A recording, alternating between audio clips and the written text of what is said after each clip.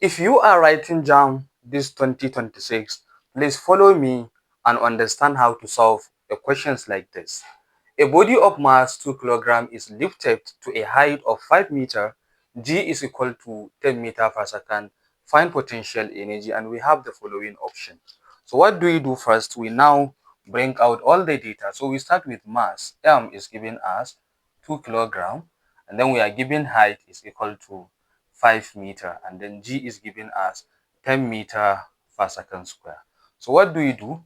We now take the formula. The potential energy Fe is equal to mgh. This is the formula, and of course, as you can see clearly, the m is given as 2, so we now have 2, then times g is given as 10, then we have of course mass is equal to 5. So now we now multiply this time this will give us 20, then 20 times 5, this will give us 100 joule. So option E is the correct answer. So then we are now moving to question 2.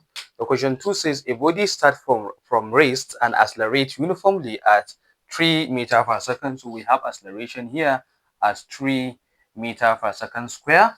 And how far will it travel in 10 seconds? Sorry, in 8 seconds. So we are giving t here as 8 seconds. So the question is asking, of course, how far will it travel in 10 seconds? So it means that here we are trying to get distance s is unknown. So which formula are we going to use by giving this? I know that there is an equation that relates these parameters.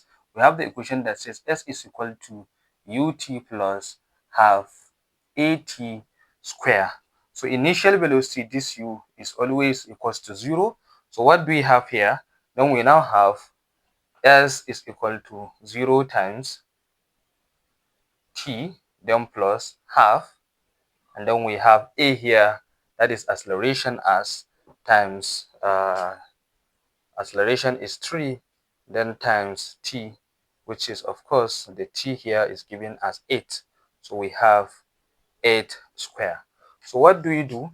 Now we now take x, as we can see clearly that s is now equals to 0 times t. We have 0 plus 1 over 2 times 3 times 8 square. 8 square is 8 times 8. So when we take 8 times 8, what are we going to have? 8 times 8, we have 8 times 8. Okay, 8 times 8 is now going to give us 64. So we now have 64. So 64 divided by 2. So when we take now 64 and we divide it by 2, of course, from here, 1 times 1 over 2 times 3 divided by, times 64, this will give us 96 meter. So 96 meter is the answer for this question. So therefore, option C is correct answer to this question. So now, question 3. A current of 3 ampere flows through a resistor for 5 minutes. Calculate heat produced. So we have the following option. So how do you calculate this? So we are to calculate the heat produced in 5 minutes. So what do? We have a formula that used to relate the quantity of heat or the heat produced and the current. So we now have I square RT. So this is the formula. The I stand for current, R that stand for resistance, and then T stand for time. So what do we do now? So we are already given I, we are given R, and then we are also given T, which is in 5 minutes. So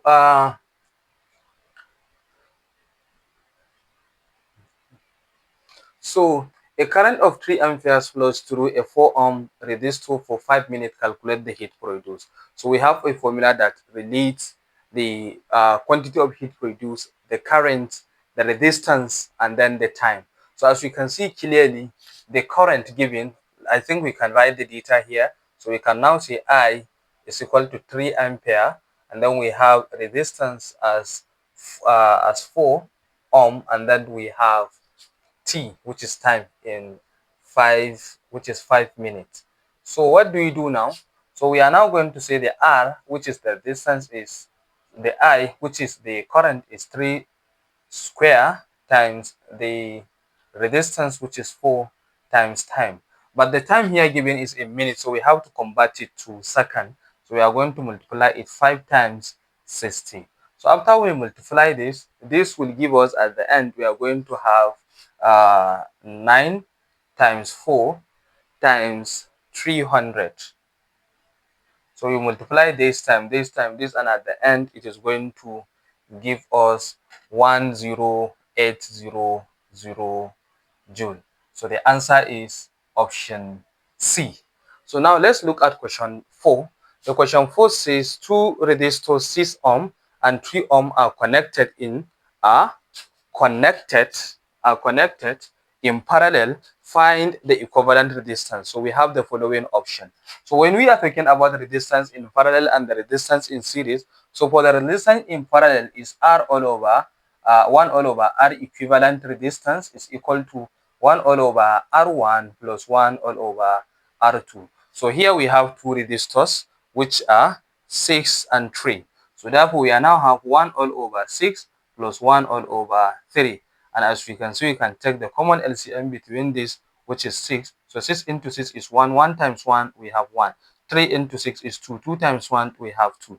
So therefore, we now have 1 plus 2. This will give us 3 divided by 6. So this is 1 all over R equivalent. So it's 1 all over R equivalent. So what do we do now? We now take the reciprocal. So we take the reciprocal. So therefore, at the end, we are going to have R equivalent is equal to, when we say the reciprocal, it means that the denominator will be the numerator and then the numerator will be the denominator. So therefore, here we have 6 divided by 3, and at the end, we are going to have 2 ohm.